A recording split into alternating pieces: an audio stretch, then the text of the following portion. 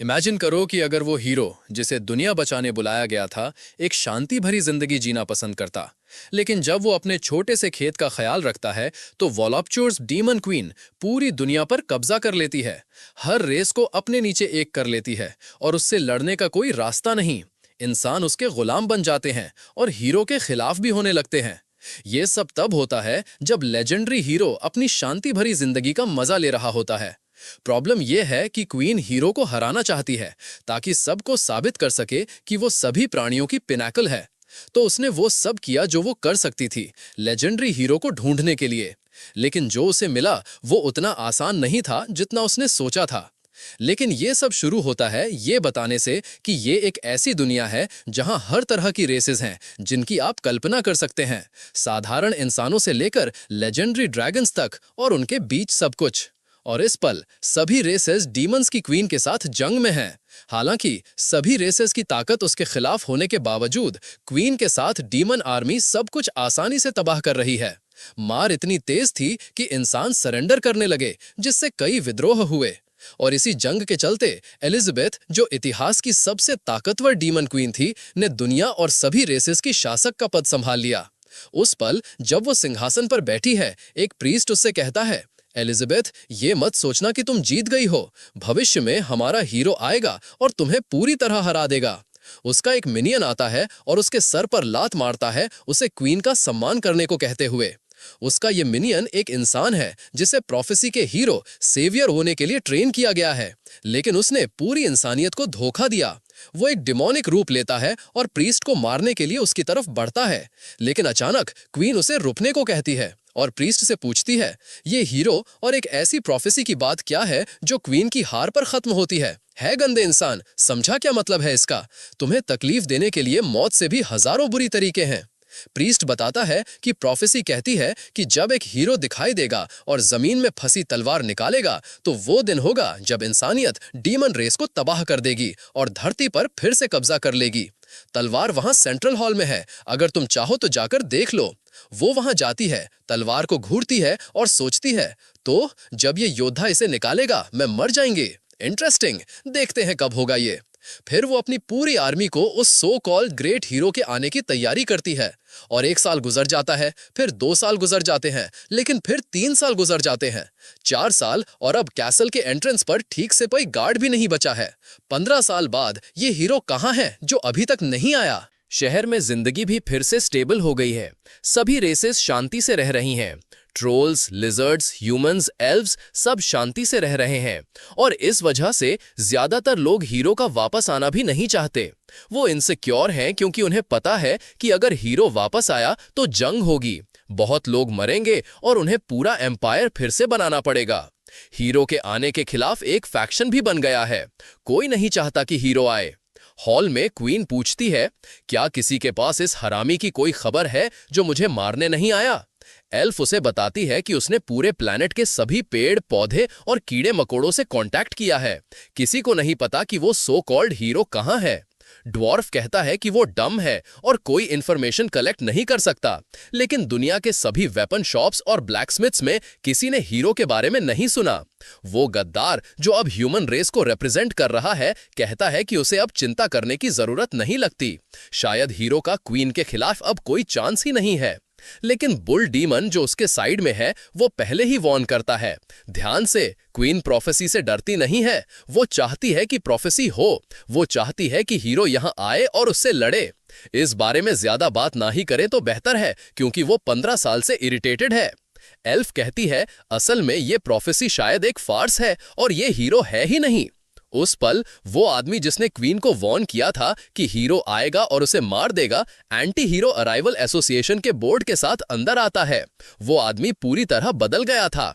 गुस्से में क्वीन उसे अपनी अंधेरे की हाथ से पकड़ती है और पूछती है, तूने कहा था ना कि एक हीरो ऑफ प्रोफेसी आएगा और ये गंदी तलवार यहां से निकलेगा, कहां है वो?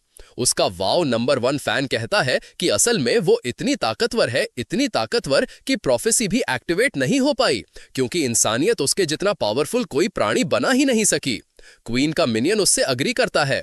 ये सच है मेरी ग्रेट क्वीन, तुम्हें अब इस हीरो के बारे में चिंता करने की जरूरत नहीं है, उसके लिए कोई चांस नहीं है। लेकिन उसे चेहरे पर एक मोटा पंच पड़ता है। क्वीन प्रीस्ट को दीवार पर लगाती है और कहती है, कहां है वो गंदा हीरो? मैं दुनिया के टॉप पर पहुंच चुकी हूं, लेकिन मुझे उसे मारना है, वरना सब सोचेंगे कि मैं प्रोफेसी से डरती हूं। कहां है वो गंदा आदमी?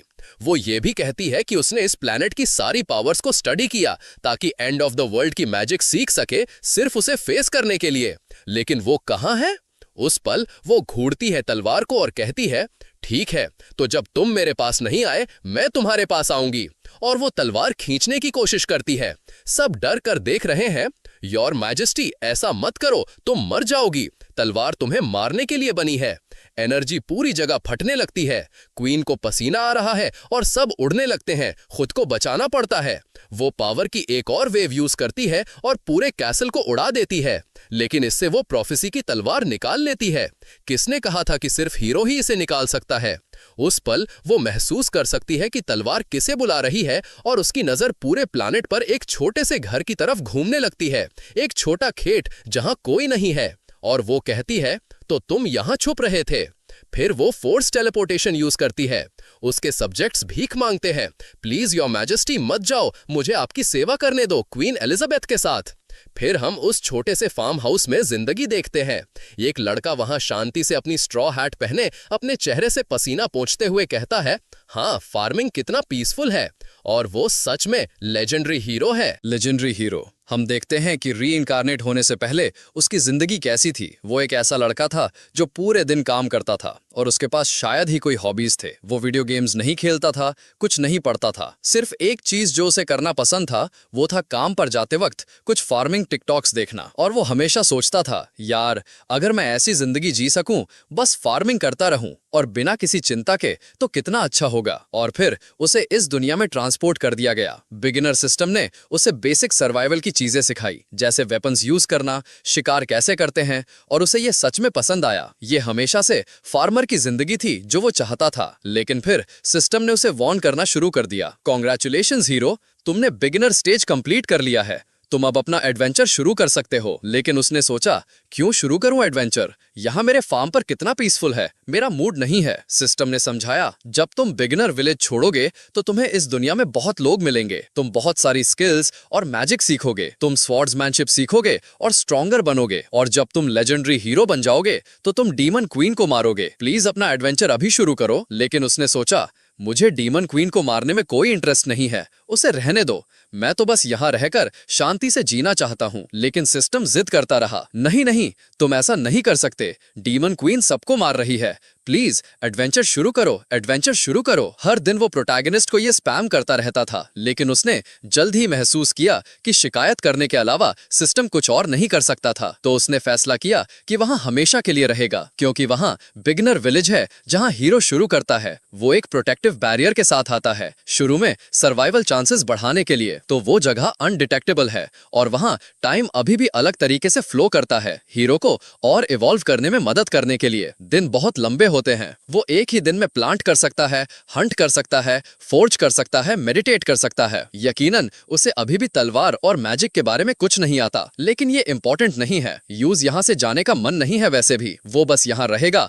अपनी सादा जिंदगी के साथ, अपनी फार्मिंग करते हुए बहुत शांति से। लेकिन फिर एक दिन सिस्टम गुस्से में आ गया और उसे गालियां देने लगा, कहते हुए कि वो सिर्फ फार्मर आइटम्स के लिए पॉइंट्स एक्सचेंज कर रहा था और ये एक बेइज्जती थी। ये सिस्टम के लिए एक शर्म की बात थी। उसे यहाँ डीमन क्वीन को मारने के लिए लाया गया था। इसके साथ ही सिस्टम कोलैप्स हो गया और एक्सप्लोड हो गया। तब से उसे फिर कभी कोई मैसेज नहीं मिला और जिंदगी पहले से भी ज्यादा शांति भरी हो गई। वो वहां अपनी कलेक्शन के एक और दिन है, कहता है खाने का वक्त हो गया है। ये उसे एहसास होता है कि वो अपनी छोटी कुल्हाड़ी जंगल में भूल गया है, तो उसे वापस जाना पड़ेगा। लेकिन उसी पल आसमान गहरा होने लगा और एनर्जी इकट्ठा करने लगा और प्रोटैगनिस्ट ने सोचा, ओ नो, अभी। दूसरी तरफ क्वीन आसमान में दिखाई दी और बोली, फाइनली मिल गया, सभी प्रोफेसीज का लेजेंडरी हीरो। हमारा हीरो दौड़ रहा था क्योंकि उसने कुछ कपड़े क्लोज लाइन पर छोड़ दिए थे कुछ मछलियों के साथ, और अगर बारिश हुई तो सब कुछ भीग जाएगा और खराब हो जाएगा। चीजें क्लोज लाइन से उतारते वक्त उसे रिलीफ महसूस होता है। थैंक गुडनेस मैं वक्त पर यहाँ पहुंच गया। अगर बारिश हुई होती तो मेरी मछलियां भीग जाती, मेरे कपड़े भी, मुझे कल पहनने के लिए कुछ नहीं मिलता। उस पल उसके बगल में एक मैकेनिकल डॉग भौंकना शुरू कर देता है। हमारा प्रोटैगनिस्ट उसे अंदर जाने को कहता है क्योंकि बारिश होने वाली है, लेकिन छोटा डॉग उसे सर हिलाकर ऊपर देखने का इशारा करता है। हमारे हीरो ने सोचा, वो क्या चीज है ऊपर बेटा? क्वीन ये सुनकर इरिटेट हो जाती है। मेरा मतलब क्या है मुझे चीज कहने का? यूज एहसास होता है कि वो गुस्सा हो रही है और माफी मांगता है। मुझे ठीक से दिखाई नहीं दिया था, आप थोड़ी दूर हैं। क्वीन चेक करने का फैसला करती है कि क्या वो हीरो है और उसकी तरफ कुछ भेजती है। जब वो उसके पास पहुंचता है तो वो तलवार होती है जो उसके चारों तरफ घूमती है और सीधे उसके हाथ में चली जाती है। तो ये कंफर्म हो गया है ना, वो हीरो है। दूसरी तरफ हमारा हीरो पूरा डरा हुआ है, उसे ये तलवार चाहिए भी नहीं। वो उसे कहता है, इसे वापस ले लो, मुझे ये चीज यहाँ नहीं चाहिए। क्वीन ये देखकर कि उसे तलवार चाहिए भी नहीं, इरिटेट होने लगती है। सोचती है, क्या वो अपनी असली पावर छुपा रहा है? मैं एलिजाबेथ,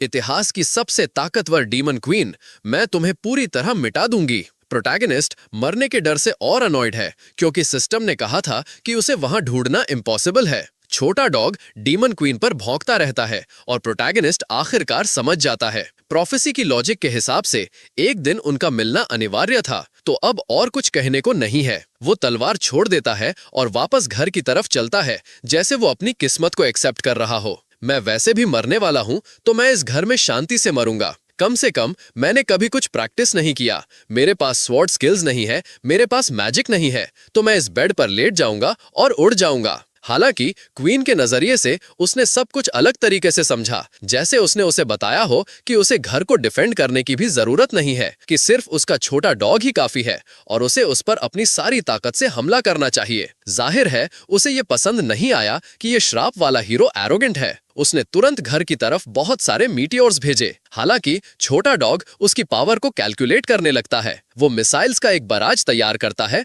उसकी तरफ शूट करता है और सब कुछ रोक देता है। ये देखकर क्वीन सोचती है, मैंने लेजेंड्स के ग्रेट हीरो को इतना एरोगेंट होने की उम्मीद नहीं की थी। क्या तुम सच में कॉन्शियसनेस वाले एक एडवांस्ड मैजिकल टूल पर भरोसा करोगे? लेकिन मेरी उपस्थिति में सब कुछ इंफीरियर है। आसमान फिर पर्पल हो जाता है और वो एक डेवेस्टेटिंग पावर तैयार करती है। कहती है कि वो गेम्स खेलने से थक गई है। हालांकि छोटा डॉग एक बार फिर कैलकुलेशंस करता है, एक ब्लैक बॉल बनाता है और उसे उसकी पावर की तरफ भेज देता है। वो उसे डिसोबीडियंट ना होने को कहती है क्योंकि वो पावर इस पूरे कॉन्टिनेंट को तबाह करने के लिए थी। लेकिन जब वो छोटी ब्लैक बॉल पावर को छूती है तो वो एक ब्लैक होल में बदल जाती है। वो क्वीन की सारी पावर को एब्जॉर्ब कर लेती है, जो तुरंत गायब हो जाती है। घर को देखकर वो बैफल्ड है, सोचती है, मेरी मैजिक कहाँ गायब हो गई? उसने उस घर के अंदर से क्या किया? प्रोटैगनिस्ट अंदर है, बेड पर लेटा हुआ, बस मौत का इंतजार कर रहा है। क्वीन फिर आसमान से नीचे आती है छोटे डॉग से लड़ने के लिए। ऐसा लगता है मैंने तुम्हें अंडर एस्टिमेट किया है ना। वो अपनी मैक्सिमम पावर छोड़ती है, कहती है कि अब ये 100% होगा। छोटा डॉग एक बार फिर अपने मिसाइल्स तैयार करता है और एक बहुत बड़ा एक्सप्लोजन होता है। इसी बीच प्रोटैगनिस्ट वहां सो रहा है। थोड़ी देर बाद वो जागता है, सोचता है, क्या मैं मर गया? अभी तक नहीं मरा। क्या हो रहा है? अजीब, मैं अभी भी घर पर हूं। मैं बाहर देखता हूं। झिझकते हुए वो दरवाजा पकड़ने जाता है। अब उसे दरवाजा खोलने में डर लगता है और क्वीन को वहां उसे मारने के लिए तैयार पाता है। तो वो बस थोड़ा सा झांकता है और वहां वो छोटे डॉग को पूरी तरह टूटे हुए पकड़े हुए हैं। हमारा प्रोटैगनिस्ट डॉग का नाम वॉन का ही पुकारता है और क्वीन मजाक उड़ाते हुए कहती है, ओह मुझे माफ करना, लेकिन मुझे तुम्हारे इस मैजिकल टूल को पूरी तरह तबाह करना पड़ा जिस पर तुम्हें इतना गर्व है। हमारा प्रोटैगनिस्ट डरा हुआ है और कहता है, क्या हम थोड़ी बात कर सकते हैं क्वीन? क्वीन जवाब देती है, जाहिर है तुम्हें मारने के ठीक बाद। लेकिन अंदर वो सोच रही है, ये हालत कितनी अनबिलीवेबल है। उस मैजिकल टूल ने मुझे अपनी सारी पावर का इस्तेमाल कैसे करवा दिया? क्या ये क्वीन का अंत है? और फिर वो वहां बेहोश हो जाती है, जमीन पर ढेर हो जाती है। हमारा हीरो उसकी मदद के लिए दौड़ता है, पूछता है कि क्या वो ठीक है, और उसके आर्मर का डीएक्टिवेशन शुरू हो जाता है जो मैजिक से चलता था। उस पर जो कुछ भी ढका हुआ है वो गायब होने लगता है और हमारे लड़के को जाहिर है आदत के मुताबिक नाक से खून आ रहा है। कुछ देर बाद रात हो चुकी है। वो बेड पर हैंडकफ्ड उठती है। जैसे ही उसे ये महसूस होता है वो सोचती है, धिट, मैं लेजेंडरी क्वीन एलिजाबेथ, सभी मिलेनिया की सबसे ताकतवर, इतनी पैथेटिकली कैसे हार गई। और सबसे बुरी बात, मुझे मारने का मौका लेने की बजाय उसने मुझे कैद कर लिया। ये सब सिर्फ इसलिए है ताकि वो मुझे अपनी पावर दिखा सके। वो खुद को आजाद करने की कोशिश करती है लेकिन नहीं कर पाती और सोचती है, धिट, एक और लेजेंडरी लेवल टूल जिसके बारे में मैंने कभी सुना ही नहीं। ये लेजेंड्स का हीरो मुझसे और कितनी पावर छुपा रहा है। वो आसपास देखती है, चेस पीसेस और प्लेइंग कार्ड्स देखती है और सोचती है, मैंने इनमें से कुछ भी यहाँ आसपास कभी नहीं देखा। जाहिर है ये हीरो मेरी सोच से भी ज्यादा धोखेबाज है। मैंने सच में उसे अंडर एस्टिमेट किया। उस पल हमारा हीरो हाथ में कुछ स्नैक्स लिए कमरे में आता है। वो देखती है और कहती है, ठीक है, अगर तुम मुझे मारना चाहते हो तो मुझसे माफी मांगने की उम्मीद मत करना। लेकिन हमारा प्रोटैगनिस्ट बस सोच रहा है कि ये क्वीन कितनी अनोइंग है, वो बहुत ताकतवर है, यही मेरा एक तरीका है सरवाइव करने का। तो वो उसे कहता है, क्या हम बात नहीं कर सकते? ये हैंडकफ्स जो मैंने तुम्हें लगाए हैं वो बस एक प्रिकॉशन थी क्योंकि मैं तुमसे बहुत डरता हूं। तुम फॉर्मिडेबल हो। क्वीन थोड़ी कंफ्यूज्ड है, सोचती है कि उसे अंडर एस्टिमेट किया जा रहा है। वो कहता है, मुझे लगता है कि हमारे बीच एक मिसअंडरस्टैंडिंग हो गई थी। मैं ये हैंडकफ्स तुम्हारे उतार रहा हूं ताकि हम शांति से बात कर सकें, ठीक है? लेकिन उसके नजरिए से उसने जो कहा उसका मतलब ये था, सॉरी, अगर तुमने शुरू से ही हमारे बीच का फर्क नहीं समझा, ये सोचकर कि तुम हीरो को चैलेंज करने के लिए काफी ताकतवर हो, ठीक है, मैं तुम्हें यहां छोड़ रहा हूं ताकि तुम्हें एहसास हो कि तुम कुछ नहीं कर सकती और तुम मेरी हर बात मानोगी। फिर वो सोचती है, ये हरामी, उसने डीमन क्वीन को धमकी देने की हिम्मत कैसे की? फिर वो कहता है, रेडी, मैंने तुम्हें हैंडकफ से आजाद कर दिया है, ये दिखाने के लिए कि मैं तुम्हारे खिलाफ कुछ नहीं कर सकता। समझ गया? चलो बात करते हैं। क्वीन फ्रस्ट्रेटेड है। धिट, मैंने उसे बहुत अंडर एस्टिमेट किया। जितनी भी ताकतवर मैं हूं, मुझे ये भी पता होना चाहिए कि कब सरेंडर करना है। लेकिन वो इस एरोगेंस के लिए भविष्य में बहुत भारी कीमत चुकाएगा। हमारा प्रोटैगनिस्ट कमरे से कांपते हुए निकलता है और कहता है, जाओ आराम करो अब। हमारा हीरो फोर्थ वॉल तोड़ता है और हमसे कहता है, तुम सोच रहे होगे कि मैंने डीमन क्वीन को क्यों नहीं मारा, लेकिन मैंने इस दुनिया की किताबों में पढ़ा है कि डीमन क्वीन का मरने के तुरंत बाद फिर से रिवाइव हो जाना बेहद आम है। तो अगर मैं उसे मारता हूं तो वो वापस आ जाएगी। इस कॉन्फ्लिक्ट को सुलझाने का एक ही तरीका यही है कि इस कॉन्फ्लिक्ट को खत्म किया जाए। क्वीन और हीरो के बीच अब कोई लड़ाई नहीं हो सकती। जब तक मैं उसके लिए थ्रेट नहीं हूं, मैं उसकी फ्रेंड बन पाऊंगा और हमेशा खुश रहेंगे। वो क्रेजी हीरो जोकर की तरह हंस रहा है। क्वीन बस सोच रही है, धिट, वो अभी भी मेरे मुंह पर हंस रहा है। प्रोटैगनिस्ट वहां छोटे डॉग को पकड़ता है और कहता है, हे बडी, तुम पूरे पिट चुके हो, है ना? क्वीन ये हालत देखकर कहती है, ओह, तो ये तुम्हारा सबसे ताकतवर मैजिकल टूल है। हमारा हीरो सोचता है, ये ठीक मैजिकल टूल नहीं है, ये बस एक छोटी सी इन्वेंशन थी जो मैंने बनाई थी जब मैं थोड़ा बोर हो रहा था। और वो उसे जवाब देता है, हाँ, तुम कह सकते हो कि ये मेरी बनाई गई आखिरी चीजों में से एक थी। क्वीन थोड़ी सी मुस्कुराती है, प्लान बनाती है, परफेक्ट, अब सही वक्त है। उसने मेरी हैंडकफ्स उतारने में लापरवाही की। उसने मुझे अपने सीक्रेट अबिस मैजिक का इस्तेमाल करने और तुरंत रिकवर होने दिया। और अब तुम्हारे रोबोट की प्रोटेक्शन के बिना इस लड़ाई का बैलेंस पूरी तरह मेरे फेवर में है। अब तुम्हें मारने का वक्त है। तैयार हो अटैक के लिए? वो कहती है, सॉरी तुम्हारी चीजें तोड़ने के लिए ग्रेट हीरो। लेकिन वो जवाब देता है, रिलैक्स, ठीक है, उसका मेमोरी कार्ड अभी भी यहीं पीछे है। वो थर्स्टी है। ये परफेक्ट पल है। मैं लेजेंड्स के हीरो को अब खत्म करूंगी। इस पॉइंट पर हमारा हीरो कहता है, लकीली मेरे पास इसके छोटे बॉडी के 6 और तैयार है, तो तुम्हें उस क्वीन की चिंता करने की जरूरत नहीं है। बेचारी लड़की स्पीचलेस है। वो पहले ही मेमोरी कार्ड डाल देता है और छोटा डॉग पूरा खुश होकर उछलता कूदता हुआ ऑन हो जाता है। हमारा हीरो अभी भी उसे कहता है, मुझे तो कंपनी रखना भी पसंद है, लेकिन कभी कभी वो बहुत मैसी होते हैं, तो मैं बस एक ही एक्टिवेटेड रखता हूँ। उसकी नजर में ये सब उसे शर्मिंदा करने का प्लान था। उसकी डिस्टॉर्टेड स्माइल देखकर वो पहले ही बेड पर गिर जाती है, कुछ भी समझ नहीं पाती। ऐसा नहीं हो सकता, ये इम्पॉसिबल है। अचानक उसे कुछ खुशबू आती है और कहती है, ये कैसी खुशबू है? ली पिंग कहता है, मैंने तुम्हें बेहोश देखा था, तो मैंने तुम्हें गर्म करने के लिए थोड़ा खाना बनाया है और ये तैयार है। सब उस फार्मर के उगाए हुए इंग्रेडिएंट से बना है। लेकिन फार्मर होने के बाद उसका कल्टीवेशन लेवल मैक्सिमल है। क्वीन खाने की तरफ देखती है और कहती है, तुमने इसकी परेशानी क्यों की? सिर्फ कमजोरों को खाने की जरूरत होती है। मैं तो ट्रांसेंडेड हूँ, मुझे इन चीजों की जरूरत नहीं है। लेकिन वो खाने को सूंघती है और आखिरकार खाने का मन हो जाता है। हमारा हीरो कहता है, मैंने खुद ये सारी सब्जियां और ग्रेन्स उगाए हैं, कृपया ट्राई कीजिए। उसके दिमाग में वो बस कॉन्फ्लिक्ट को खाने से सुलझाना चाहता है। वो अभी भी हेजिटेंट है, लेकिन ट्राई करने का फैसला करती है। स्पीचलेस प्रोटैगनिस्ट सोच रहा है, इतने सालों तक कुकिंग प्रैक्टिस करने के बाद भी क्या उसने जो बनाया है वो डीमन क्वीन के रॉयल्टी स्टेटस वाले किसी को पसंद आएगा?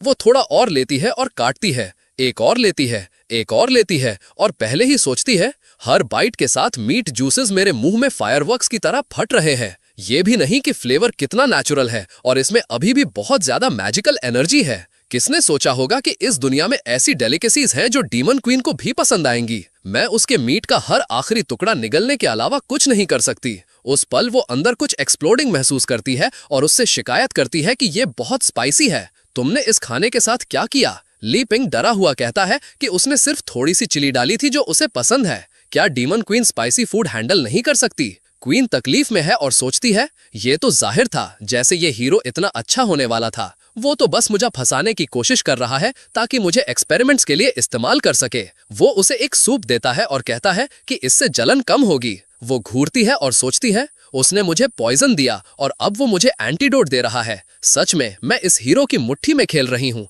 ये कितना अनकंफर्टेबल फीलिंग है। लेकिन अचानक वो ट्रांसेंड करती है और प्रोटैगनिस्ट के मीट के साथ हेवन में चली जाती है। टेस्ट इतना कंफर्टेबल, इतना शांति भरा है। डीमन क्वीन और हीरो के बीच की लड़ाई, उसमें से कुछ भी अब मेरे लिए मायने नहीं रखता। मैं सब कुछ भूल जाऊंगी और शांति से जीऊंगी, क्योंकि मैंने आखिरकार पता लगा लिया है कि मैं कितनी इनसिग्निफिकेंट हूँ। खाने में इतनी ज्यादा मैजिकल कॉन्सेंट्रेशन है कि ये उसे इवॉल्व भी कर देता है, उसे और ताकतवर बना देता है। वो कंफ्यूज हो जाती है। वो उसकी तरफ देखती है और कहती है, नाटक करना बंद करो, तुम मुझसे क्या चाहते हो? ली पिंग ऑकवर्ड महसूस करते हुए कहता है, तुम क्या सोचती हो? मैं बस कुछ रिसर्च करना चाहता था, ये देखने के लिए कि क्या डीमन क्वीन और हीरो एक साथ रह सकते हैं। लेकिन वो इसका अलग तरीके से मतलब निकालती है। इस दुनिया में तुम ही एक हो जो मेरी रिसर्च स्लेव बनने के लिए क्वालिफाइड हो। क्योंकि मैं हीरो हूँ तो यहाँ आओ, मैं तुम्हें मजबूत बनाने में मदद करूंगी, ये देखने के लिए कि क्या तुम एक दिन मुझे हरा सकते हो। हमारा प्रोटैगनिस्ट पूछता है, क्या तुम इससे सहमत हो?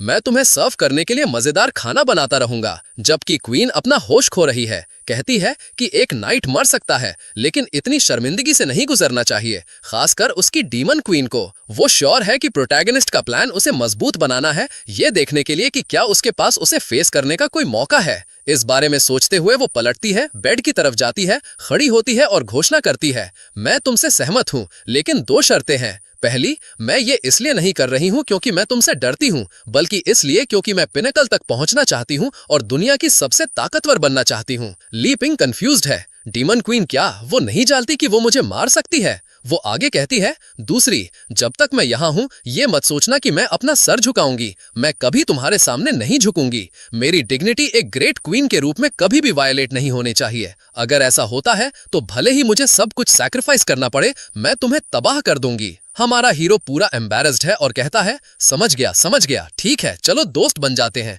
चलो एक दूसरे के करीब रहते हैं। वो उसे घूरती है और कहती है, ठीक है, अगर तुम रिसर्च करना चाहते हो तो फ्रीली करो, और एक और बात, अगर कुछ टेस्टी हो तो मुझे भी देना। और हमारा हीरो सहमत होता है। 1 साल गुजर गया है और हमारा प्रोटैगनिस्ट लेजेंडरी प्रोफेसी स्वॉर्ड का इस्तेमाल वुड चॉप करने के लिए कर रहा है, जबकि वो सोचता है कि चीजें थोड़ी कॉम्प्लिकेटेड हो गई हैं। क्योंकि क्वीन के घर में जबरदस्ती घुसने के बाद उसने वो कैमोफ्लाज खो दिया था जिसने घर को पूरी दुनिया से छुपा रखा था, और जो मॉन्स्टर्स वहां से गुजरते रहते हैं उनसे निपटना आसान नहीं लगता। लेकिन जाहिर है जब उन्हें घर में क्वीन की मौजूदगी महसूस होती है तो वो हमला करने की हिम्मत नहीं करते। प्रॉब्लम यह है कि वो इमेजिन करता है कि जैसे ही क्वीन जाएगी वो शायद अपना घर खो देगा। अंदर से क्वीन गुस्से में चिल्ला रही है, पूछ रही है कि लंच अभी तक तैयार क्यों नहीं हुआ। हमारे प्रोटैगनिस्ट के दिमाग में वो उसे भागने नहीं दे सकता, उसे उसकी प्रोटेक्शन चाहिए। इसी बीच लिविंग रूम में नॉटी क्वीन कुछ हाई क्वालिटी कंटेंट देख रही है और खाने के बाद, इस पूरे साल में इतना ज्यादा खाने के बाद वो चबी हो गई है। वो कहती है, मैं इन्हीं रिकॉर्डिंग्स को देखकर थक गई हूं, क्या तुम्हारे पास उस सिस्टम से कुछ और नहीं है? लिपिंग जवाब देता है, मैंने तुम्हें बताया है सिस्टम बहुत पहले से गायब हो चुका है। यहाँ आओ, मैंने लंच बना लिया है। वो उठने का सोचती है, लेकिन चलने की बजाय वो टेबल तक उड़ने के लिए 2 छोटे पंख बनाती है। वो लिपिंग की तरफ देखती है और कहती है, इन आलू में किस तरह का पॉइजन है यहाँ? ऐसा लगता है कि मैं जितना ज्यादा इसे खाती हूँ उतनी ही आलसी होती जाती हूँ। वो सोचती है, ये कमीना आदमी मजेदार खाने का इस्तेमाल कर रहा है मुझे इस स्लो एक्टिंग पॉइजन से पैरालाइज करने के लिए, और फिर भी मुझे इन बेहद प्रोवोकेटिव इमेजेस से टोटल डिप्राविटी की तरफ ले जाने की कोशिश कर रहा है। डिल्यूटेड लीपिंग समझाने की कोशिश करता है, बस इन आलू में बहुत कैलोरीज हैं और फिर ज्यादा खाने से तुम मोटापे होने लगते हो और थोड़े आलसी हो जाते हो। उस पल वो नीचे देखती है और अपना पेट देखती है, लेकिन फिर वो वहां मैजिक बनाती है और सारी एनर्जी को पेट से मैजिकल एनर्जी में बदल देती है, एक मेगाबिट में बदल जाती है। प्रोटैगनिस्ट इम्प्रेस्ड है, क्या मैजिक का इस्तेमाल इस तरीके से किया जा सकता है? वो उसकी तरफ देखती है और कहती है, हाँ, तुम्हारी एक और ट्रिक काम नहीं की, क्या तुम डिसअपॉइंटेड हो? लिपिंग उसे कहता है, हाँ मैं बहुत डिसअपॉइंटेड हूं, अब चलो खाना खाते हैं। वो टेबल की तरफ देखता है, वो कहता है, वाओ, आज का खाना परफेक्ट है, मैं पीछे नहीं हटूंगा, और खाना शुरू कर देता है। लिपिंग कुछ शब्द हवा में छोड़ता है, चाहे वो कितना भी ज्यादा खाए, मैं हमेशा और खाना बनाता हूं, है ना? और वैसे भी मुझे इसकी आदत डालनी पड़ेगी, क्योंकि हम इस तरह लंबे समय तक जीने वाले हैं। उसका इंटरप्रिटेशन जाहिर है पूरी तरह अलग है। तुम अभी भी बहुत कमजोर हो, तुम्हें मरने से पहले मुझे बहुत मोटा करना होगा। तो वो उठता है और कहता है, मैं तुम्हें डिजर्ट लाऊंगा। दूसरी तरफ वो अब और बर्दाश्त नहीं कर सकती, सोचती है, ये कमीना मुझे पिग की तरह ट्रीट करता रहता है, मुझे इन मैजिकल फूड से खिलाता रहता है। मैं सिर्फ इस साल में 10 टाइम्स से ज्यादा इवॉल्व हो चुकी हूँ। ये पॉसिबल नहीं है कि अब मेरे पास उसे चैलेंज करने के लिए काफी पावर नहीं है। ये ग्रेट डिसाइसिव बैटल का वक्त है। लेकिन ठीक उस पल हमारा हीरो छोटी पुडिंग ले आता है और कहता है, ये लो तुम्हारा फेवरेट। उसके आंखों में चमक आ जाती है और वो पूरी खुश होकर खाने चली जाती है। प्रोटैगनिस्ट सोचता है, भले ही वो डीमन क्वीन है, उससे निपटना ज्यादा मुश्किल नहीं है, बस सही खाना चाहिए। सीन एक बूढ़े आदमी और एक ब्लॉन्ड लड़की के भागने पर बदलता है। उनका पीछा कुछ पर्पल क्लोक्स और व्हाइट मास्क्स वाले क्रीचर्स कर रहे हैं, जो उनकी तरफ कुछ पावर्स फेंक रहे हैं जब तक वो एक मैजिक केज में फंस नहीं जाते और लड़ने के लिए रुकना पड़ता है। ये पिता और उसकी बेटी है। वो उसकी तरफ मुड़ता है और कहता है, मैं उन्हें यहाँ रोकता हूँ, तुम शहर तक दौड़ जाओ और कोई सेफ प्लेस ढूंढने की कोशिश करो। बेटी जवाब देती है, मैं तुम्हें यहाँ छोड़कर अकेली नहीं भागना चाहती। लेकिन पिता पलटकर कहता है, मैंने तुम्हारी माँ से वादा किया था कि मैं तुम्हें अंत तक प्रोटेक्ट करूंगा। क्रीचर्स पहले ही एक बहुत बड़ी मैजिक तैयार कर रहे हैं उन पर हमला करने के लिए। पिता फिर कहता है, अब सबसे ताकतवर पावर का इस्तेमाल करने का वक्त है, और व्हाइट लाइट का एक स्लैश भेजता है जो मैजिक तैयार करने वाले एनिमी को आधा काट देता है। लेकिन वो आदमी स्लाइम से बना हुआ लगता है और फिर से जुड़ जाता है। बेटी एक एरो शूट करने की कोशिश करती है, लेकिन उसके हमले बस मॉन्स्टर्स के आर पार चले जाते हैं। पिता चेतावनी देता है, तुम अपने एरो से मदद नहीं कर सकती, बस शहर की तरफ दौड़ो और भागो, मॉन्स्टर पंच मारने आता है उसे। लेकिन पिता डिफेंड करने में कामयाब होता है, लेकिन दुर्भाग्यवश उसे बहुत दूर फेंक दिया जाता है। उसकी पीठ रॉक से टकराती है और वो पहले ही पूरा ब्लडी है, लगभग मरने वाला है। वो कहता है, मेरी मदद करने मत आओ, बस भाग जाओ। फिर क्रीचर्स जमा होने लगते हैं और एक जायंट मॉन्स्टर में बदल जाते हैं। बेटी मॉन्स्टर से कहती है, प्लीज मैं तुम्हारे साथ चलूंगी, बस मेरे पिता को जिंदा छोड़ दो। लेकिन उस पल उसे महसूस होता है कि वो मरने वाली है। लेकिन अचानक जो एक जाइगैंटिक मैमथ लगता है वो दिखाई देता है, क्रीचर को जाइगैंटिक मैमथ के ऊपर कुचलता हुआ। वहां एक घर है। घर के ऊपर एक एल्डर निंजा फ्रॉग लीडर है, और एल्डर निंजा फ्रॉग लीडर के सर पर प्रोटैगनिस्ट के छोटे रोबोट के साथ एक डॉग हाउस है। फ्रॉग डॉग से बात करता है, बिग ब्रदर, इन 2 हार्मलेस ह्यूमंस का हम क्या करेंगे? छोटा डॉग जवाब देता है, उन्हें चोट मत पहुंचाओ, मैं उन्हें मास्टर के पास वापस ले जाऊंगा। अगले सीन में लड़की लिपिंग के घर में जाग रही है, सब कुछ समझ नहीं पा रही है। आसपास देखते हुए वो सोचती है, मैं कहाँ हूँ, क्या हुआ? जैसा तक मुझे याद है मेरे पिता मेरे बगल में थे, मरने वाले थे। फिर वो उठती है, दरवाजे की तरफ दौड़ती है और उसे खोलती है। जब वो देखती है उसके पिता हमारे प्रोटैगनिस्ट को कुछ बॉडी बिल्डर पोजेस दिखा रहे हैं, जो उससे पूछता है, वाओ, मुझे ऐसी फिजिक कैसे मिलेगी? पिता जवाब देता है, एक वॉरियर की फिजिक बहुत फंडामेंटल है, तुम्हें अपना और अच्छे से ख्याल रखना होगा मेरे बेटे। लिपिंग सोचता है, तो ये है वो सो कॉल्ड वॉरियर प्रोफेशन जिसके बारे में मैं इतना सुनता हूँ, ये अमेजिंग है। छोटा डॉग पूरा खुश है और क्वीन के आसपास घूम रहा है, जो अनॉयड होकर उसे लात मारती है और कहती है, तुम्हें किसमें कहा था इन दोनों को मेरे घर लाने को, स्टूपिड डॉग? छोटा डॉग पूरा उदास हो जाता है और रोने लगता है और हमारा प्रोटैगनिस्ट उस आदमी की मसल्स दबाता रहता है और कहता है, वाओ, तुम कितने रेजिलिएंट हो। पिता कहता है, ठीक है, अगर ग्रेट लिपिंग को बुरा नहीं लगता तो मैं भी कुछ नहीं छिपाऊंगा। फिर वो अपने कपड़ों से बाहर निकलता है और हमारा हीरो बस उसकी तारीफ करता है, जबकि बेटी सोच रही है, डैड, तुम क्या कर रहे हो वहां? ऊप्स। फिर उसे अपनी बेटी की मौजूदगी महसूस होती है और हमारा आदमी हालात समझाने की कोशिश करता है। लेकिन डीमन क्वीन पहले ही उसके पास जाती है और कहती है, वहां अब जब तुम जाग गए हो, दफा हो जाओ, मैं तुम्हें चेतावनी दे रही हूं, मैं यहां पहले आई थी। लीपिंग हालत को शांत करने की कोशिश करते हुए कहता है, रिलैक्स, चलो अंदर चलते हैं। फिर वो कुछ टी सर्व करता है और कहता है, सॉरी कि तुम्हें ऑफर करने के लिए कुछ नहीं है, ये एक रूरल प्लेस है और मैं सब कुछ खुद करता हूं, तो सब कुछ बहुत सिंपल है। लड़का देखते हुए पूछता है, डैड, क्या ये वो मिरेक्युलस पोशन है जिसके बारे में आपने बात की थी, जो आपको तुरंत ठीक कर देता है? हमारा प्रोटैगनिस्ट एम्बैरेस्ड है।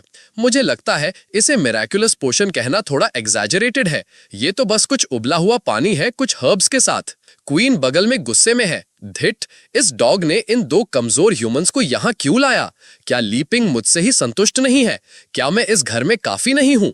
पिता हालत समझाने लगता है, कहता है कि वो पूरी तरह बेहोश था और उसे धुंधला सा याद है, लेकिन उसे याद है कि डॉग यूज लाया था और फिर जब उसने उस ड्रिंक का एक घूंट लिया तो वो तुरंत ट्रांसेंड कर गया और पूरी तरह ठीक हो गया, पहले से ज्यादा मजबूत हो गया। और कहता है, बेटी, अगर ग्रेट लीकिंग नहीं होते तो मैं तुम्हें फिर कभी नहीं देख पाता। वो टी की तरफ देखती है और सोचती है, वाओ, लेकिन ये तो बहुत प्रेशियस है, क्या हम सच में इसे पी सकते हैं? हमारा हीरो कहता है, तुम एडवेंचरस कितने हम्बल हो, लेकिन रिलैक्स, तुम इसे पी सकते हो, कोई प्रॉब्लम नहीं। वो उसका धन्यवाद करते हैं और तुरंत पीना शुरू कर देते हैं। दोनों तुरंत ट्रांसेंड करते हैं, कई इवेंट से गुजरते हैं और कॉर्नफील्ड में खत्म होते हैं, जमीन पर रोते हुए। पंछी आसपास उड़ रहे हैं, एक एलियन शिप के साथ एक सर्कल बन रहा है।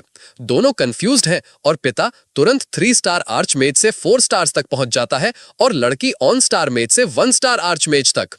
पिता अपनी बेटी की तरफ मुड़ता है और कहता है, बेटी, हमारा लेवल तुरंत बढ़ गया है। और वो जवाब देती है, इंडीड, मुझे तो ये भी महसूस होता है कि मेरी माँ के लिनियज से एल्वन ब्लड इस ड्रिंक से अवेकन हो गया। मेरे सर पर नए कान उगाए। मैंने सच में चेक किया और उसके पहले कान नहीं थे। दोनों ये महसूस करके डिसमेड हैं कि किंग उनके लिए कितना ताकतवर है। ये एक अनअटेनेबल पावर है उनके लिए। वो तो डीमोटिवेट भी हो जाते हैं। प्रोटैगनिस्ट देखता है और कहता है, रिलैक्स, मैं तुम्हारे लिए एक और ग्लास सर्व करूंगा। पिता रोते हुए कहता है, ठीक है मिस्टर लीपिंग, बस बहुत हो गया। पिता सोच रहा है, मिस्टर लीपिंग तो हेवन सेंट इंसान है, मैं उनके लिए और कोई मुश्किल नहीं खड़ा कर सकता। हमारा हीरो कहता है, ऑल राइट, सोचता है, मैं कुछ अलग ड्रिंक्स और फूड सर्व करना चाहता था, लेकिन दुर्भाग्यवश एलिजाबेथ ने सब कुछ ले लिया और छुपा दिया, और अगर मैं उन्हें सर्व करता हूं तो वो सबको मार देगी। और वो वहीं है, कह रही है, यहाँ सब कुछ मेरा है, कुछ और लेने की सोचना भी मत। हमारा हीरो एक लंबी सांस छोड़ता है और कहता है, हाँ सच में, हमारे पास सर्व करने के लिए कुछ और नहीं है, मुझे माफ करना, तुम पर हमला हुआ था, है ना? क्या हुआ? पिता बताता है कि उन पर हमला हुआ था क्योंकि बेटी के शरीर में एल्वन लिनियज था। उसकी माँ एक ग्रेट सेंट एल्फ थी, हालांकि उसका पति ह्यूमन रेस से था और एल्फ्स के लिए किसी और रेस से शादी करना फॉरबिडन है। तो प्रोटैगनिस्ट पूछता है, ओ, तो एल्फ्स तुम्हारा पीछा कर रहे हैं?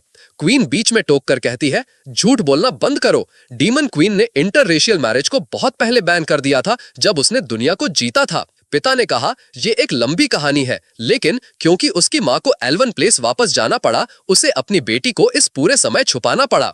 लीपिंग पूछता है, लेकिन फिर भी क्या उन्हें पता है तुम कहाँ हो? तुम्हें कैसे ढूंढते हैं? पिता बताता है कि असल में माँ एक सैक्रिफाइस थी और जब से वो एल्वन ट्राइब वापस आई, उनका शिकार नहीं किया जा रहा है, लेकिन अब डीमन किंगडम की ब्लैक गिल्ड उनके पीछे है। लीपिंग बगल में देखता है, सोचता है, डीमंस, ब्लैक गिल्ड, क्या वो तुम हो? वो गुस्से में आ जाती है और अपनी उंगली उस पर उठाती है जो माफी मांगता है। वो बैठ जाती है और उसे समझाती है कि ये black guild of demons elves को क्यों पकड़ना चाहती है। पिता बताता है कि जाहिर है ये ब्लैक गिल्ड लिविंग बॉडीज पर एक्सपेरिमेंट्स कर रही है ताकि डीमन क्वीन को मौत से वापस ला सके, और एल्व्स जरूरी मटेरियल्स है। वो इतनी कोशिश कर रहे हैं कि बेटी भी जो प्योर लीनिएज की नहीं है उसका शिकार किया जा रहा है। लीपिंग देखता है, सोचता है मुझे लगता है कि इसका तुमसे कुछ लेना देना है ना? क्वीन उसे पकड़ती है और उसे हिलाने लगती है, उसे ये भी ना सोचने को कहती है। फिर वो कहती है ये सेंसलेस है कि मैं यहाँ पूरे 1 साल से थी और उसने मुझे हमेशा देखा, तो वो नहीं जा सकती थी। पिता और बेटी कंफ्यूज्ड हैं। क्वीन कहती है वाओ, बस मेरी 1 साल की गैर मौजूदगी से जमीन ऐसे तबाह हो गई है। किसने ये अफवाह फैलाई है कि क्वीन मर गई है? लेकिन वो उसे बताते हैं क्वीन एलिजाबेथ को 500 साल से ज्यादा हो गए हैं देखे हुए। अगर वो जिंदा होती तो वो पूरी दुनिया पर फिर से कब्जा करने के लिए दिखाई देती। वो मर गई होगी, है ना? लीपिंग अपनी उंगलियां काट रहा है, सोच रहा है 500 साल, वो 1 साल से मेरे साथ यहाँ रह रही है। क्वीन काउच पर बैठ जाती है और पूछती है उसकी मौत की अफवाहें क्या है। एल्फ बताती है कि ग्रेट लिटरेरी लेजेंड के मुताबिक क्वीन को लेजेंडरी हीरो ने तबाह कर दिया था। पिता आगे कहता है लड़ाई 1 महीने से ज्यादा चली, जब तक आखिरकार ग्रेट हीरो ने खुद को कॉन्टिनेंट को प्रोटेक्ट करने के लिए सैक्रिफाइस कर दिया और डीमन क्वीन के साथ मर गया। इस पॉइंट पर क्वीन उन दोनों को घूरती है और उन्हें एक डेथ वर्ल्ड में ले जाती है। बेटी पूछती है पिता ये कौन सी जगह है? पिता कहता है कि उन दोनों को मरने का उसका इरादा साफ है। क्वीन फिर कहती है ये सारी अफवाह झूठी है और वो बस सहमत हो जाता है। लीपिंग ने कहा कि ये भी एक झूठी अफवाह होनी चाहिए क्योंकि वो लेजेंडरी हीरो है, कम से कम सिस्टम ने यही कहा था। पिता और बेटी फिर कुछ भी नहीं समझ पाते। लीपिंग समझाता है और ये वाली जिसके बारे में तुम सब बात कर रहे हो ये क्वीन एलिजाबेथ है। दोनों एक्सेस इन्फॉर्मेशन से एक्सप्लोड होने लगते हैं। उनके दिमाग इस सब पर रीजन नहीं कर सकते।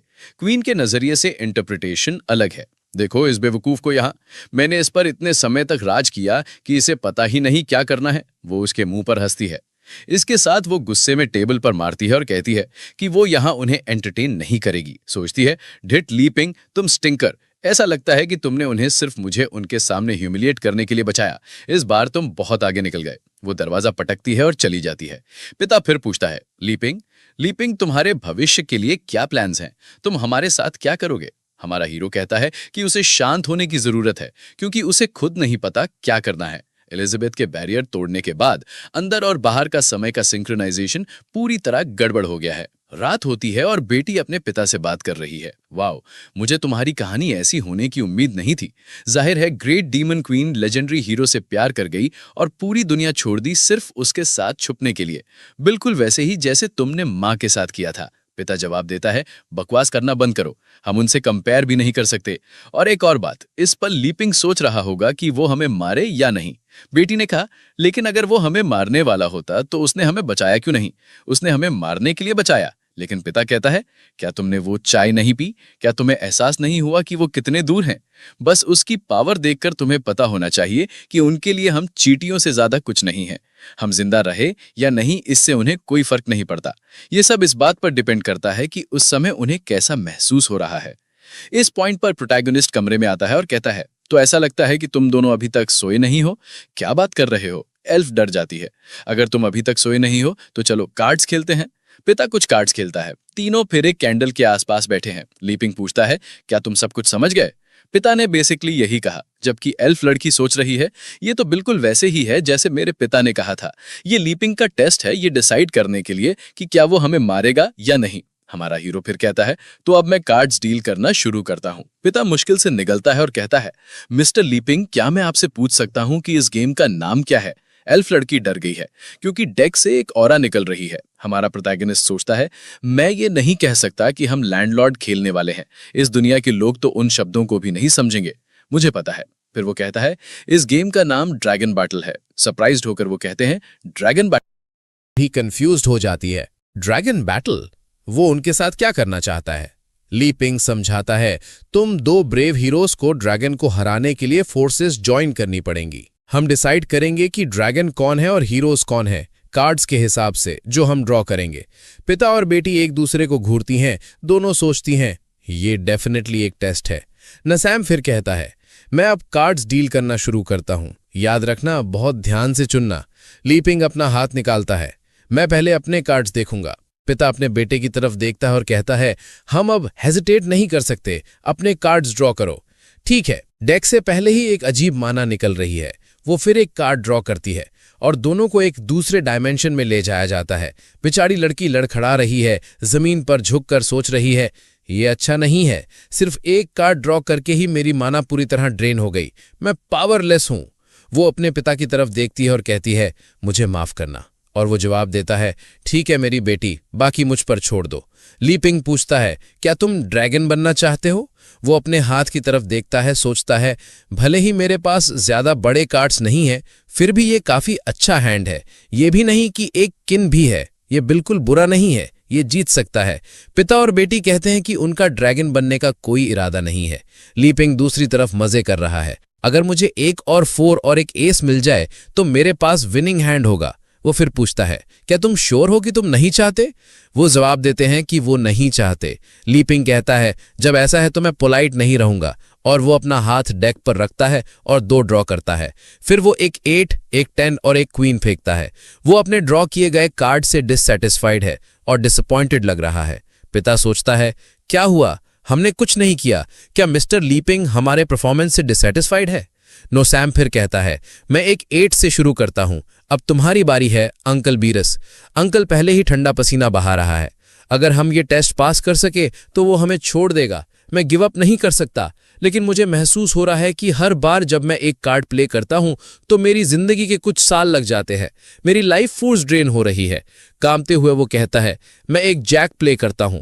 बेटी कहती है, पिता, लेकिन वो रुकता है और कहता है, ठीक है, मुझ पर छोड़ दो। वो फिर कहती है कि वो पास करेगी। लीपिंग उनकी स्ट्रैटेजी के बारे में सोचता है। रॉयल फ्लश के अलावा वो 7 से क्वीन तक एक सीक्वेंस बना सकते हैं। सिर्फ 10 और जैक बचे हैं। क्या मैं पेयर से ब्रेक करूं? अगर मैं ऐसा करता हूं तो वो भी प्ले करेंगे। अलग अलग स्ट्रैटेजीज सोचता है, लेकिन किसी अच्छे कंक्लूजन पर नहीं पहुंच पाता। वो कहता है कि वो भी पास करेगा। पिता पूछता है, क्या तुम सच में नहीं खेलोगे? लीपिंग कहता है, नहीं। पिता कंफ्यूज्ड है, सोचता है, ये लीपिंग, ये मुझे ये कार्ड्स इसलिए खेलने को कह रहा है ताकि मेरी सारी जिंदगी खत्म हो जाए। जब ऐसा है तो मुझे ये सब जितनी जल्दी हो सके उतना जल्दी खत्म करना होगा। फिर वो 2 क्वींस, 3 6, 3 7 खेलता है। नियमों के मुताबिक कार्ड्स का ये कॉम्बिनेशन फ्लाइंग ड्रैगन कहलाता है। मुझे नहीं पता क्या हो रहा है, लेकिन ऐसा लगता है कि उसकी टांग से सारी लाइफ एनर्जी ड्रेन हो गई। इसकी कीमत एक टांग थी। जितने बड़े कार्ड्स होंगे उतनी ज्यादा कीमत चुकानी पड़ेगी। उनके बीच एक फ्लाइंग ड्रैगन दिखाई देता है और दोनों कंफ्यूज्ड हैं। ये क्या है? क्रीचर फिर एक पावर का इस्तेमाल करता है और लीपिंग के सर पर मारता है। एलिजाबेथ सब कुछ देख रही है। पिता डरा हुआ है, सोचता है, उसने एक गलत कार्ड कॉम्बिनेशन बनाई। मैंने तो लेजेंडरी हीरो को ऑफेंड कर दिया। लेकिन हमारा हीरो बहुत काम है और कहता है, वेल प्लेड। पिता कहता है, अब तुम्हारी बारी है मिस्टर लीपिंग।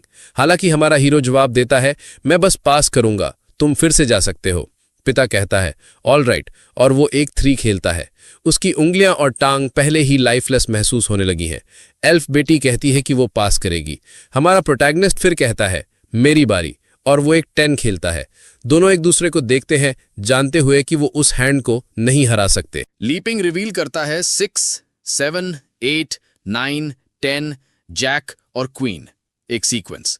अब उन दोनों के लिए मुश्किल है। जायंट डिस्ट्रक्टिव वेव्स दिखाई देने लगती हैं और दोनों डूब रहे हैं। पिता अपनी बेटी को बचाने की कोशिश करता है, लेकिन वेव्स का सामना करना मुश्किल है जब तक दोनों ब्रेथलेस होकर नहीं उठते।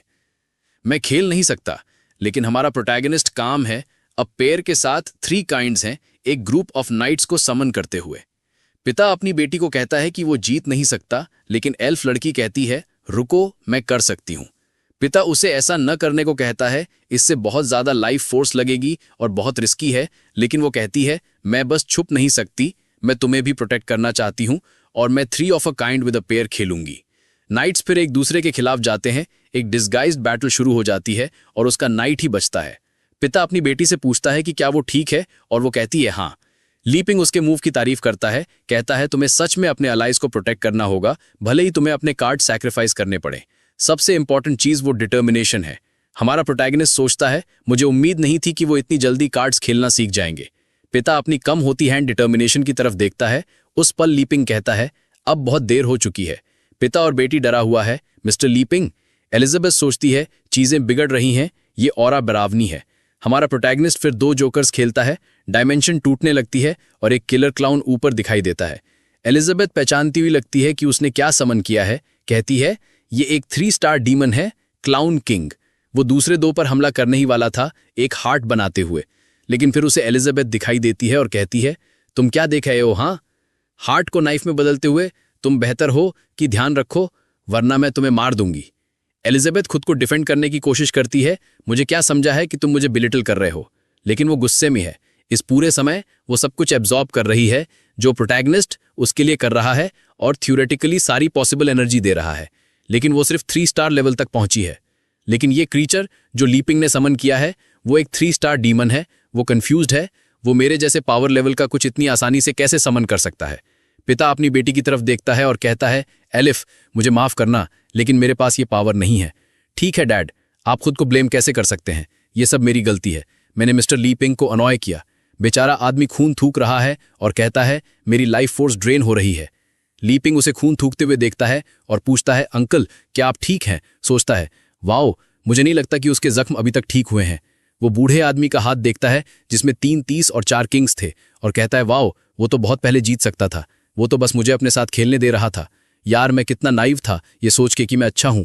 ऐसा लगता है कि मैंने बस उसकी नींद खराब की। इसके साथ वो कहता है ठीक है और सारे कार्ड्स ले लेता है। डायमेंशन डीमन के साथ डिसॉल्व हो जाता है और वो खड़ा होकर कहता है ट्रबल पैदा करने के लिए सॉरी। पिता और बेटी लेजेंडरी हीरो को समझ नहीं पाते हैं, लेकिन वो राहत महसूस करते हैं ये देखकर कि वो अभी भी जिंदा हैं।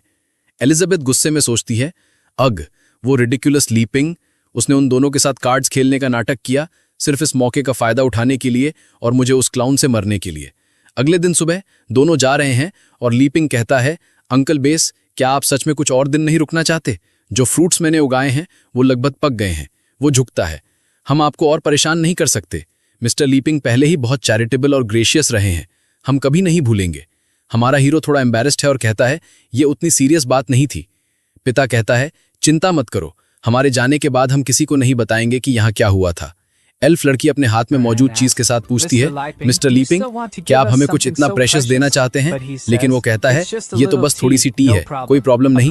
बूढ़े आदमी के पास जाकर वो उसके हाथ में कुछ रखता है और उससे कहता है ओह, और ये तुम्हारे लिए भी है, अंकल के लिए एक मोमेंटो। पिता देखता है कि ये क्या है और वो कार्ड्स का डेक है। लीपिंग कहता है तुम इसे रख सकते हो, मेरी कार्ड स्किल्स बहुत खराब हैं, मैं इसके लिए बना ही नहीं हूँ। फिर एलिजाबेथ दिखाई देती है और कहती है हे। वो उसकी तरफ देखता है और वो बस अपना मुंह खोलती है, चले जाओ यहां से। दोनों भाग जाते हैं। एलिजाबेथ दिखाई दी और उनके सर काट दिए, कहती हुई मैं एलिजाबेथ तुम्हें हुक्म देती हूं कि तुम दोनों कल इस जगह से चले जाओ। तुम इस डीमन क्वीन और लेजेंडरी हीरो के बारे में दुनिया को कोई इन्फॉर्मेशन नहीं दोगे। दोनों ने जवाब दिया हाँ योर मैजेस्टी। क्वीन ने समझाया अगर तुम्हारे पास इस क्वीन के खिलाफ जाने का कोई प्लान है तो तुम्हारा सर तुरंत तुम्हारी गर्दन पर लगे कर्ज से तबाह हो जाएगा। पिता फिर अपनी बेटी को बताता है कौन यकीन करेगा कि कहानी की सच्चाई ये है कि ग्रेट हीरो लीपिंग दुनिया के कॉन्फ्लिक्ट से थक गया था और नुकसान नहीं पहुंचाना चाहता था। उस पल बेटी कहती है रुको, क्या ये जगह जानी पहचानी नहीं लगती? वो देखता है क्या हम इतनी दूर दौड़े? छोटा डॉग पास ही सोचता है उन्हें यहाँ लाना काफी होना चाहिए ताकि वो मास्टर और उस ईवल वुमन को परेशान करना बंद कर दें। असल में वो इतनी दूर नहीं दौड़े थे। छोटे डॉग ने बस उन दोनों को पकड़ा और उन्हें रॉकेट राइड पर ले गया। बेटी फिर कहती है क्या ब्लैक गिल्ड अपॉसल्स के बॉडीज अभी भी यहाँ हैं? पिता आसपास देखने लगता है, यहाँ पास ही कई तरह के हाई लेवल डीमंस होंगे, हमें जितनी जल्दी हो सके उतना जल्दी निकलना होगा। छोटा डॉग कुछ आता हुआ देखता है और सोचता है वो क्या है? जो भी हो, मैं घर वापस जा रहा हूं उस विकेड वुमन से पिटने के लिए। जिन्हें छोटे डॉग के पिटने पर बुरा लग रहा था, अब वो जानते हैं कि उसे ये काफी पसंद था। उन दोनों के सामने शैडोज का एक लीजन दिखाई देता है। जो डीमंस दिखाई देते हैं उनमें से एक है बोलता है और दूसरे गू के साथ उसके पीछे आते हैं। पिता कहता है मैं उसे पहचानता हूं, वो ग्रेट अपॉसल है और वो एक 2 स्टार स्पिरिचुअल डीमन है। इसके अलावा कई 4 स्टार और 3 स्टार स्पिरिचुअल डीमंस हैं, जबकि पिता और बेटी सिर्फ 1 स्टार के 2 ग्रेट मेजेस हैं। वो उसकी बांह पकड़ती है और कहती है डैड, स्ट्रेंथ का फर्क बहुत ज्यादा है, मुझे छोड़ दो, आप भाग सकते हो। लेकिन पिता अब मोटिवेटेड हैं। मैं जानता हूं हमारी स्ट्रेंथ का फर्क सच में बहुत बड़ा है, लेकिन उन दोनों का रियल देखने के बाद ये अपॉसल्स यहाँ कुछ भी नहीं है। तुम्हारे पिता को पहले हीरो का आयरन हट कहा जाता था। वो डेक उनकी तरफ इशारा करता है। बेटी, डीमन डर गया है। पिता कहता है, जब से तुम्हारी माँ एल्वन ट्राइब वापस आई है, तुम्हारे पिता ने तुम्हारा ख्याल रखा है और कॉशियस रहे हैं। लेकिन मैं गलत था। भागने से प्रॉब्लम सॉल्व नहीं होगी। अगर हम इसे सॉल्व कर सकते हैं तो मैं तुम्हें ट्राइब वापस ले जाऊंगा और तुम्हारी माँ के पीछे जाऊंगा। वो quad invocation descendant of the God of the 4 card arrow को एक्टिवेट करता है। एक एल्फ इन्वोकेशन में दिखाई देती है, वो लिटरली उसकी माँ है। माँ एक जाइंट बो एंड एरो पकड़ती है और उसे क्रीचर्स की तरफ भेजती है। टकराव पर क्रीचर्स तुरंत तबाह हो जाते हैं। हर कोई इवैपोरेट हो रहा है। ग्रेट अपॉसल एरो को पकड़ने की कोशिश करता है और बिना किसी मेहनत के ऐसा करता हुआ लगता है, लेकिन उसके हाथ में एरो ताकत बढ़ती रहती है। कुछ रेजिस्टेंस के बाद उसका सर एक्सप्लोड हो जाता है। पिता डेक को वापस रखता है, एल्फ गायब हो जाती है और वो जमीन पर गिर जाता है। बेटी दौड़ती है और कहती है, डैड डैड। पिता उससे कहता है, ऐसा लगता है कि तुम्हारे पिता को अब से प्रोफेशंस बदलनी पड़ेंगी। इस कॉन्टिनेंट पर एक नई प्रोफेशन पैदा हुई है, मास्टर ऑफ कार्ड्स, और एल्फ रास्ते में एक छेद बनाती है। एक हफ्ते बाद प्रोटैगनिस्ट के छोटे घर में सब कुछ काम है। वो सोचता है, ये मैजिकल वर्ल्ड कितना अमेजिंग है। हाइब्रिड फ्रूट बनाने की मेरी कोशिश बहुत सक्सेसफुल रही, लेकिन हार्वेस्ट की खुशी शेयर करने के लिए कोई नहीं है, तो हमेशा कुछ मिसिंग लगता है। Knights, demon queen, warriors, elves. मैंने शुरू में सोचा था कि मैं एक शांति भरी फार्मर की जिंदगी से संतुष्ट हूं, लेकिन बाहर की दुनिया से कांटेक्ट में आने के बाद मेरा दिल अब उतना काम नहीं है। मैं देखना चाहता हूं कि दूसरी तरफ क्या है। लोग हमेशा ऐसे ही होते हैं, उन्हें एक चीज मिलती है और दूसरी चाहते हैं, लेकिन मैं इतना कमजोर हूं, छोड़ दो। डीमन क्वीन उसके सामने अचानक दिखाई देती है और कहती है, तुम थोड़े डाउन लग रहे हो, क्या सोच रहे हो? वो जवाब देता है, मुझे नहीं पता, शायद मैं बाहर जाकर कुछ चीजें देखना चाहता था, लेकिन छोड़ दो, मैं बहुत कमजोर हूं। वो एक्साइटेड हो जाती है, आखिरकार तुम्हें इस जगह से जाने में इंटरेस्ट है? ठीक है, मेरे साथ एक ट्रिप पर चलो। लेकिन अंदर वो सोच रही है, मैं समझती हूं कि बाहर की दुनिया तुम्हारे बराबर नहीं है, लेकिन तुम्हारा वहां का एटीट्यूड पहले ही बहुत एरोगेंट है। हमारा प्रोटैगनिस्ट ट्रैवल के इनविटेशन को सुनकर सरप्राइज्ड है। सच में? उसके दिमाग में ये पूरी तरह अलग कहानी है। अगर मैं बाहर डीमन क्वीन की प्रोटेक्शन के साथ हूं, वो उसे बकवास करना बंद करने और जल्दी कपड़े बदलने को कहती है। दोनों फिर अपने एडवेंचर कपड़े पहन लेते हैं। क्वीन उसे कहती है, वाओ, मुझे मानना होगा तुम्हारी कुकिंग स्किल्स ही नहीं, तुम्हारी स्यूइंग स्किल्स भी इंप्रेसिव हैं। वो जवाब देता है, जाहिर है वो मेरी स्पेशलिटीज हैं। इसी बीच छोटा डॉग वहां भौंक रहा है, अपनी पूंछ हिला रहा है। वो अपनी उंगलियां चटकाती है, एक टेलीपोर्टेशन बनाती है और कहती है, चलो हम सबसे नजदीकी शहर पहुंचेंगे। वाओ, कितनी कन्वीनियंट एबिलिटी। दोनों फिर पोर्टल की तरफ बढ़ने लगते हैं, लेकिन वो कहता है, रुको एक मिनट एलिजाबेथ, मेरे कुछ क्वेश्चंस है हमारे जाने के बाद। पहला, तुम मुझे अकेला नहीं छोड़ोगी, है ना? दूसरा, क्या तुम अपने इमोशंस को कंट्रोल करोगी? तीसरा, क्या तुम डिस्क्रीट हो सकती हो? हालांकि उसकी इंटरप्रिटेशन हमेशा की तरह पूरी तरह अलग थी। पहला, मेरी इजाजत के बिना मत जाओ। दूसरा, तुम बेहतर हो कि खुद को कंट्रोल करो। तीसरा, मैजिक का इस्तेमाल मत करना, वरना तुम मेरे एडवेंचर को रुइन कर दोगी। वो बस सहमत हो जाती है और कहती है, मुझे समझ आ गया। लीपिंग आखिर में कहता है, बाहर की दुनिया देखने के बाद क्या तुम मेरे साथ वापस आओगी? उसके दिमाग में उसे डर है कि अगर वो उसके साथ बाहर जाता है और वो वापस नहीं आती तो उस पर बैरियर के बिना हमला होगा। वो इस बात पर सिर्फ यही सोचकर सहमत होती है, उस ईवल हीरो को हराने से पहले बाहर की दुनिया मेरे लिए कुछ भी नहीं थी। लीपिंग कहता है, सच में तुम वापस आओगी? वो फिर कहती है, मैं वापस आऊंगी, लेकिन तुम्हें एक कंडीशन माननी पड़ेगी। लीपिंग पूछता है, क्या? क्वीन उसे बताती है, जब हम वापस आएंगे तो मैं चाहती हूं कि तुम मेरे लिए एक सुपर लग्जरियस फ्रूट पुडिंग बनाओ। लीपिंग थोड़ा कंफ्यूज्ड है, एक पुडिंग? वो कहती है, हाँ, कोई प्रॉब्लम? वो कहता है, नहीं, और वो चले जाते हैं। दोनों चले जाते हैं और प्रोटैगनिस्ट का छोटा डॉग वहीं रहता है। वो पोर्टल में एंटर करते हैं और बोल्स्टर शहर में दिखाई देते हैं कई नाइट्स और क्रीचर्स हैं। लीपिंग इम्प्रेस्ड है। वाओ, ये जगह अमेजिंग है।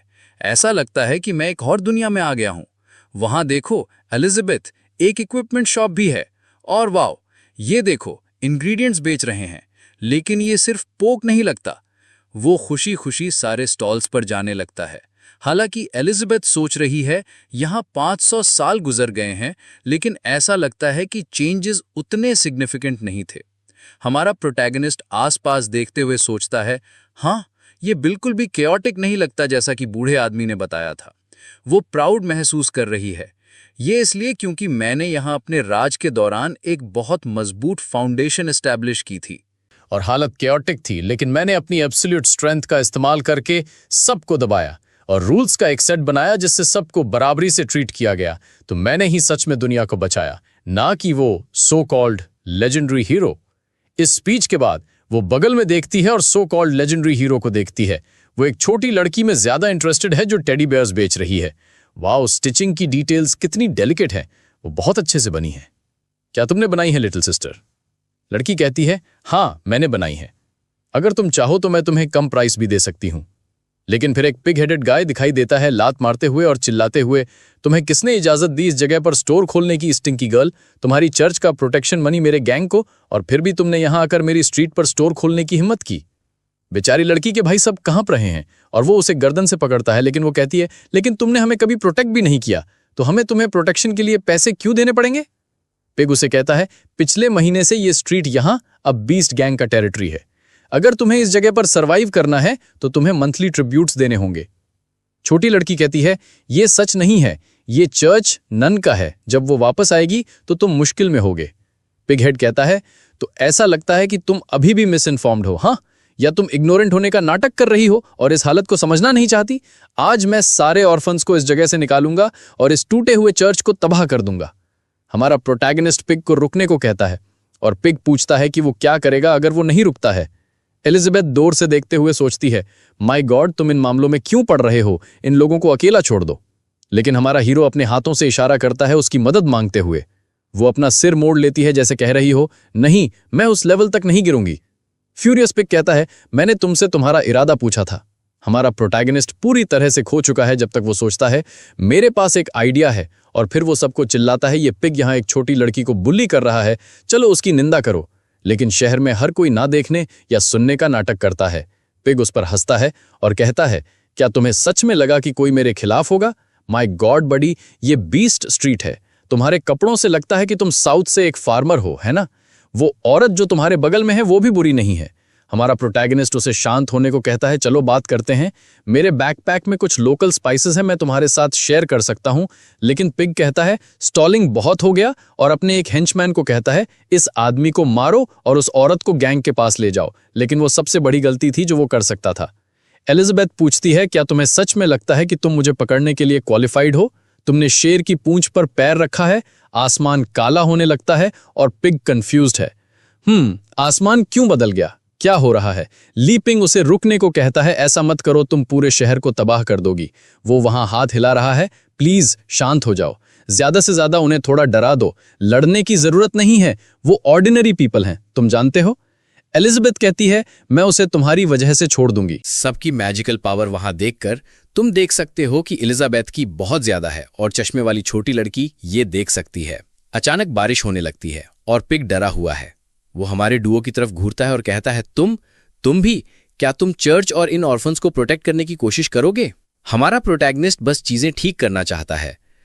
ऐसा करते हैं, मुझे बताओ प्रोटेक्शन मनी कितना है? पिग जवाब देता है, 2 महीने के लिए कुल 10 गोल्ड कॉइन्स। एलिजाबेथ फिर अपना गुस्सा खो देती है और कहती है, 10 गोल्ड कॉइन्स, और तुम ये सब क्योस पैदा कर रहे हो? तुम सच में एक इडियट हो। हमारा प्रोटैगनिस्ट उसके पास जाता है और पूछता है, तुम्हारे पास बहुत सारे गोल्ड कॉइन्स होंगे, है ना? वो जवाब देती है, बकवास करना बंद करो, मेरे पास इतने ट्रेजर्स हैं कि मैं उन्हें गिन भी नहीं सकती। लीपिंग कहता है, क्या तुम मुझे कुछ उधार दोगी? मैं बाद में घर पर कुछ सब्जियां बेचूंगा और तुम्हें वापस कर दूंगा। गुस्से में एलिजाबेथ पूछती है, क्या तुम मेरे खाने का इस्तेमाल इन यूजलेस चीजों के बदले में करने की कोशिश कर रहे हो? मैं ये एक्सेप्ट नहीं करूंगी। इसके अलावा जब मैं तुमसे मिली थी तब मेरे पास पैसे नहीं थे। पिग ब्रेव होकर कहता है, तो क्या तुम लोगों के पास पैसे हैं? लीपिंग कहता है, हमारे पास सच में कोई गोल्ड कॉइन्स नहीं है। क्या मैं अपने बैकपैक से कुछ लोकल प्रोडक्ट्स का इस्तेमाल करके इसके लिए पे कर सकता हूं? गुस्से में पिग मना कर देता है, क्या तुम मजाक कर रहे हो? बस बहुत हो गया।